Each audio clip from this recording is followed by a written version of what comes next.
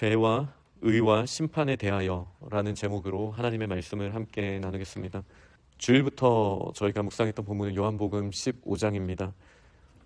예수님께서 말씀하신 그 유명한 포도나무 비유가 있죠. 우리가 주 안에, 주님이 또 우리 안에 계신다라는 하나님 나라의 비밀을 저희들에게 분명하게 드러내셨습니다. 그러나 세상은 우리를 미워하리라 라는 말씀으로 요한복음 15장 뒷부분은 선포하고 있습니다. 세상이 우리를 미워하는 부분에 대하여 저희에게 말씀해 주신 것은 저희로 넘어지지 않게 하려 합니다. 여기서 다시 이제 스캔들이라는 말이 다시 나오게 됩니다. 우리가 걸려 넘어질 만한 걸림돌들이 세상에 많이 있습니다. 그러나 예수님께서는 세상은 너희를 미워한다 라고 말씀하심으로써 우리가 실족하지 않게 하려 하십니다 라고 1절에 분명히 선포하셨습니다.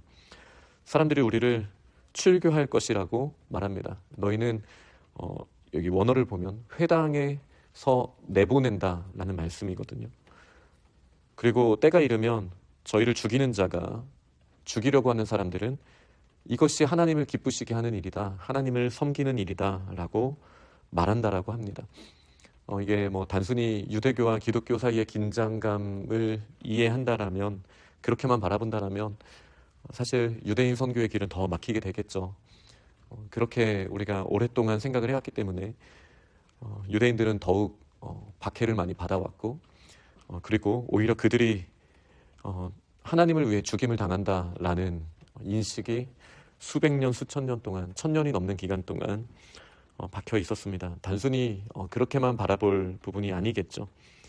저희가 하나님의 일을 하려고 할수록 또 하나님을 사랑한다고 하는 사람들이 하나님을 섬긴다라고 하면서 미워하는 일들이 일어나게 될 것이고, 또 세상도 마찬가지로 저희들을 미워하게 될 것이다 라는 내용의 선포로 이해하는 것이 맞습니다.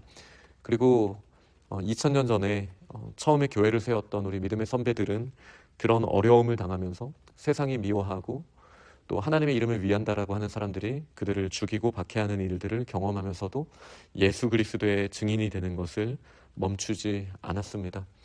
그리고 그것에 대한 가장 강력한 설명 중에 하나가 바로 오늘 본문에 있다라고 생각합니다.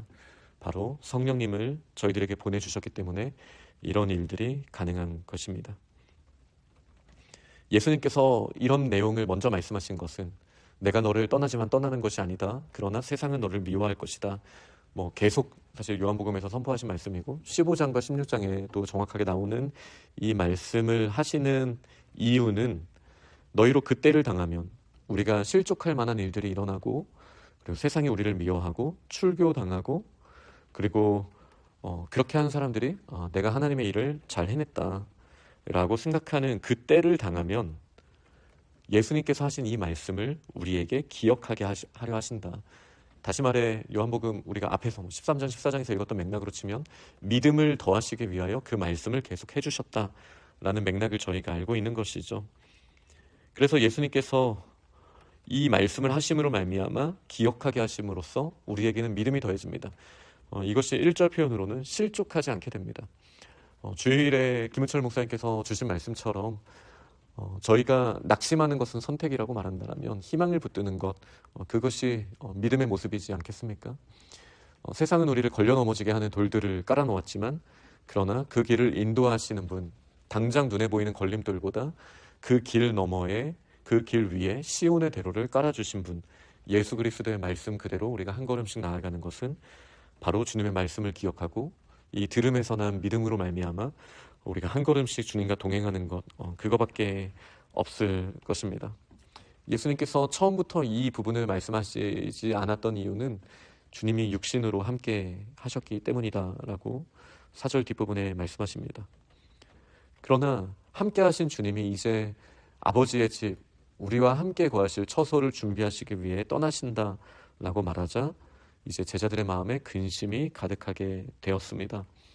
그러나 그 전에도 이미 말씀하신 것처럼 아버지와 함께 우리 가운데 처소를 삼으셨고, 또 요한복음 1장 14절에 말씀하신 것처럼 말씀이 육신이 되어 우리 가운데 거하심으로써 이미 처소를 이 땅 가운데에도 삼으셨기 때문에 육신으로는 아버지의 집에 가시는 것이 우리에게 유익이다. 여러 가지 유익이 있지만 무엇보다 육신이 아닌 모습으로 이제 보혜사가 오심으로써 하나님께서 우리와 영원히 함께 하시는 것이 예수 그리스도의 십자가 부활 승천 이후로 이제 열렸기 때문입니다. 예수님이 육신으로 계셨을 때에는 예수님 주변에 사람들이 가로막고 있다면 우리는 예수님과 함께 할 수 없었습니다. 그분의 음성이 들리지 않을 만한 수많은 목소리들이 있고, 그리고 풍랑이 거세게 치고 있다면 예수님이 육신으로 계실 때에는 우리는 그분의 음성을 선명하게 들을 수 없었습니다. 마치 마가복음 2장에 있는 중풍병자 말씀처럼 예수님이 지척에 계셨지만 한 집 안에 수많은 무리들이 둘러싸고 있다면 우리가 주님 앞에 나아갈 방법이 없게 되는 것이죠. 그러나 육신이 아니라 영으로 하나님께서 함께 하시면 어떤 일이 일어납니까? 우리가 어느 곳에 있든지, 풍랑 가운데 있든지, 엄청난 소음 가운데 있든지 상관없습니다. 하나님의 함께 하심은 우리를 결코 떠나가지 아니하시고, 그분의 음성은 다른 목소리 때문에 들려지지 않는 일은 일어나지 않습니다. 우리가 성령님을 사모하는 마음으로 믿음으로 나아갈 때 성령님께서는 분명한 음성을 우리에게 들려주시는 것입니다.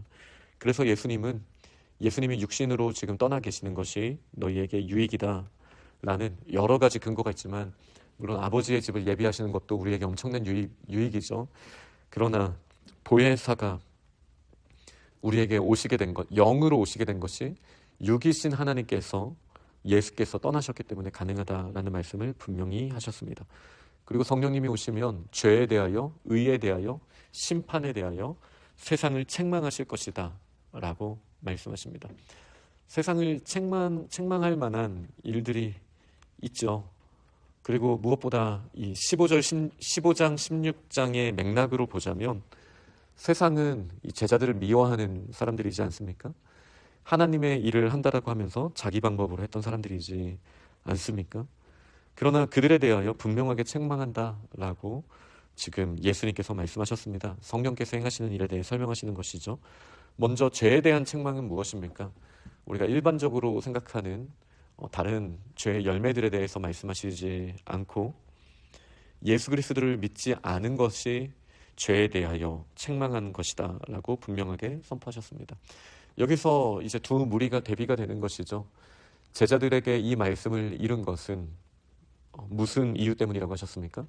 실족하지 않게 하시고, 그리고 믿음을 더하게 하신 것, 기억하게 하신 것, 이게 앞부분에서 말씀하신 거라면, 제자들에게는 세상이 미워하고 어려움을 당함으로써 그들에게 믿음이 더해졌지만, 세상은 자신의 방법대로 하나님의 뜻을 구하지 않고 자신의 방법대로 풀어가려고 했을 때 결국 그 죄에 대하여 하나님께서는 책망하실 것이다 라는 선포가 분명하게 있는 것이죠. 그럼 여기서 저희는 다시 초대교회의 제자들이 항상 선포했던 그 말씀을 기억하게 되는 것입니다. 우리가 세상을, 사람을 두려워하랴, 하나님을 두려워하랴. 우리를 미워하고 우리를 넘어뜨리려고 하는 수많은 사람들이 있을 때 사실 세상의 문화가 많이 무너졌죠. 우리가 하나님의 뜻을 구하면 구할수록 세상은 우리를 더 비웃고 미워할 수 있습니다. 그때 이 말씀을 기억해야 합니다. 성령님은 죄를 책망하십니다. 죄가 무엇입니까? 예수님을 믿지 않는 모습입니다. 이것은 칭의 차원에서는 구원에 이르는 믿음이 없는 그 본질을 말씀하시는 것이기도 하지만, 우리의 적용을 위해서 생각해 본다면 구원 이후에 하나님의 기뻐하시는 그리스도의 장성한 분량에 이르기까지 못하게 하는 믿음 없음을, 믿음 부족함을 말씀하시는 것이기도 하시죠. 성령님께서는 말할 수 없는 탄식으로 안타까워하시면서 또 세상을, 우리를 책망하실 수 있습니다. 무엇에 대하여? 죄, 그리고 믿음 없음에 대하여 우리를 책망하실 수 있습니다. 그러나 의에 대해서도 책망하십니다. 이 의에 대해서 책망하신다 함은 예수께서 아버지께로 가신 부분입니다. 이 또한 믿음이랑 다시 연결될 수 있습니다. 지금 예수님이 보이시지 않는 이유는 이미 죽음을 이기시고 하나님께서 예수 그리스도께서 부활하게 하시고 승천하게 하심으로 말미암아 의에 대해서 인정하셨는데, 그 예수 그리스도의 의에 대해서 받아들이지 않는 믿음 없음에 대하여 다시 책망한다라는, 사실 죄와 의를 동전의 양면 같은 모습으로 지금 보여주고 있으신 겁니다. 심판에 대하여 책망하신다라고 하심은 세상 임금 14장 뒷부분에도 나왔잖아요. 이제 세상 임금이 다스리는 이곳에 대하여 이 악한 마귀 사탄에 대해 말씀하신 부분인데, 이 세상 임금이 심판을 받았다 라는 말씀으로 성령께서 우리에게 일하시는 일, 더 이상 세상을 의지 않고 하나님을 의지할 수 있도록 죄, 믿음 없음을 떠나 의로우신 예수 그리스도를 더 믿는 믿음으로 우리 보혜사 성령께서 하시는 일들에 대해서 지금 예수님은 분명하게 선포하셨습니다. 예수님께서 육신으로 하실 말씀이 많지만 아직은 감당하지 못한다라고 말씀하셨습니다. 그리고 이 일에 대해서는 부활하시고 나서 가르치셨죠. 그리고 또 성령으로 말미암아 예수님께서 심어두신 그 말씀들을 생각나게 하시는 그 역사가 일어났던 것을 저희는 압니다. 진리의 성령께서 오셔서 우리를 모든 진리 가운데로 인도하신다라고 하셨습니다. 성령님은 없던 일들을 새롭게 드러내시는 분이 아니십니다. 오직 들은 것을 말씀하시는 분이십니다.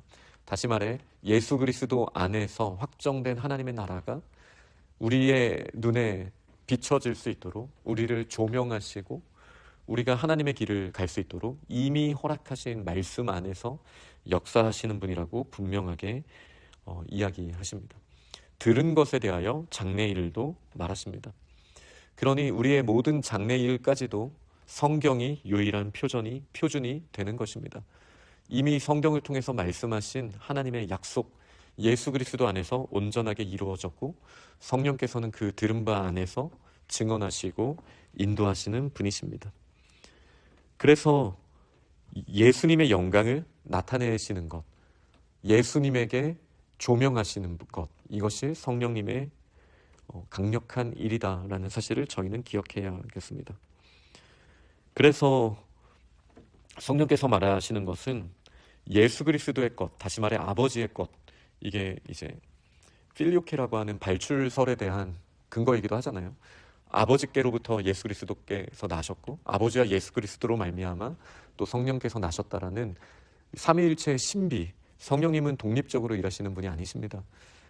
참 하나님으로서 말씀의 능력을 가지고 이미 선포된 말씀 안에서 동일하신 하나님께서 역사하시는, 우리에게 알리시는, 조명하시는 그 일을 하심을 오늘 말씀은 분명하게 기록하고 있습니다. 지금 우리에게 성령님께서 임하셔서 역사하시고 계십니다. 어떻게요? 예수 그리스도의 말씀을 깨닫게 하시고 예수 그리스도를 믿는 믿음을 더하여 주셔서 세상이 우리를 미워한다 할지라도 실족하지 않게요. 그렇게 성령님의 인도하심을 따라 믿음의 길을 가고 승리하며 나아가는 우리 믿음의 사람들이 다 되시기를 간절히 축원합니다. 아멘.